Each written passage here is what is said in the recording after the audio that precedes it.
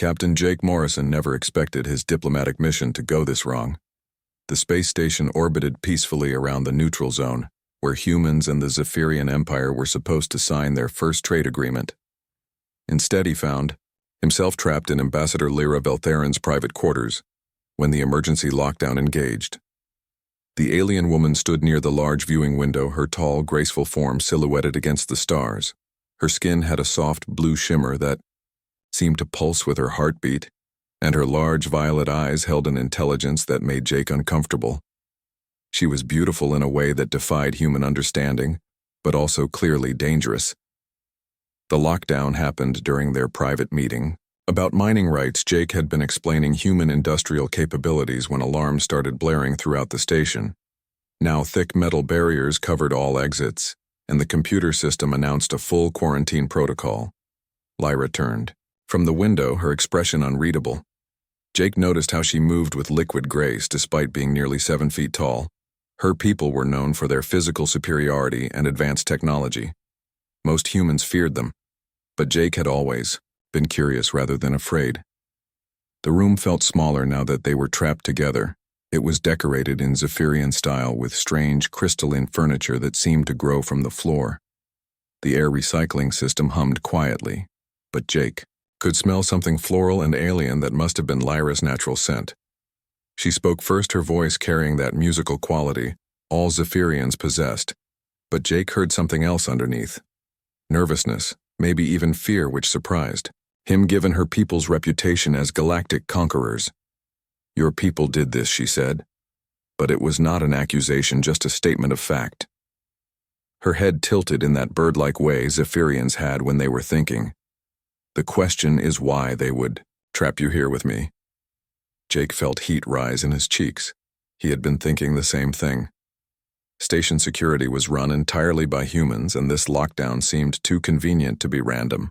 Someone wanted them isolated together, but he could not figure out who or why. "I don't know," Jake admitted, moving closer but stopping when he saw her tense.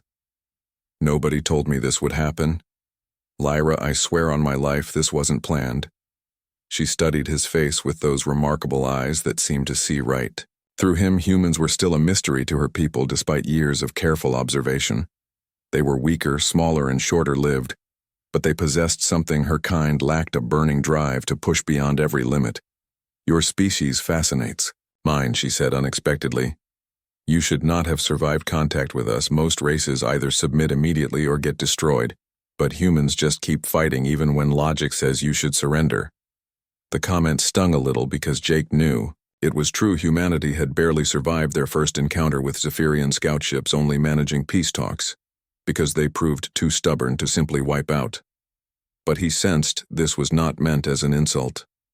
"We don't know how to quit," Jake said with a slight smile, "even when we probably should." "Especially then," Lyra replied, and for the first time he heard something like admiration in her voice.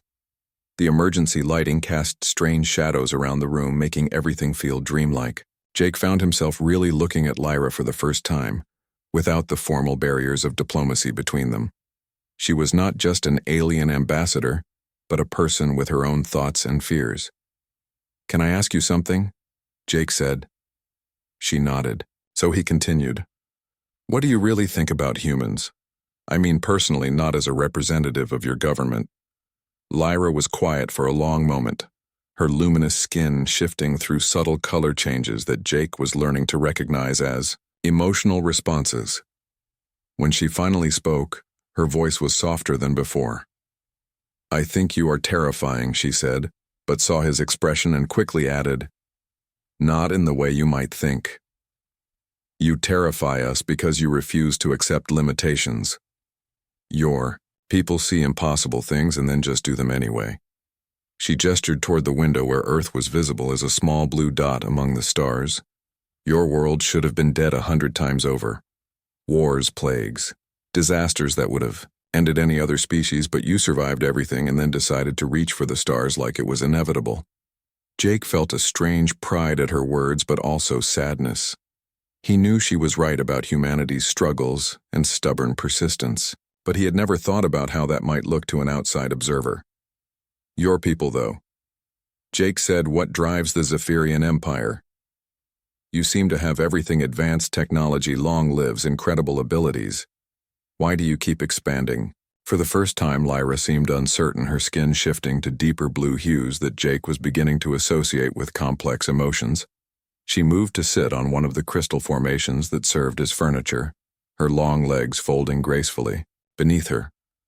"We are dying," she said simply. "Our empire grows because we are searching for something we lost long ago. The ability to truly change, to grow beyond what we are. Your species does this naturally, but we have forgotten how." The admission hung in the air between them.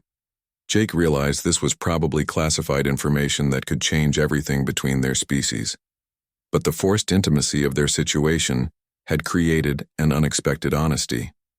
"That is why I wanted to work with your people directly," she continued. "Despite what my government prefers, your chaos and unpredictability might teach us what we have lost." Jake moved closer, sitting on the floor near her crystal seat.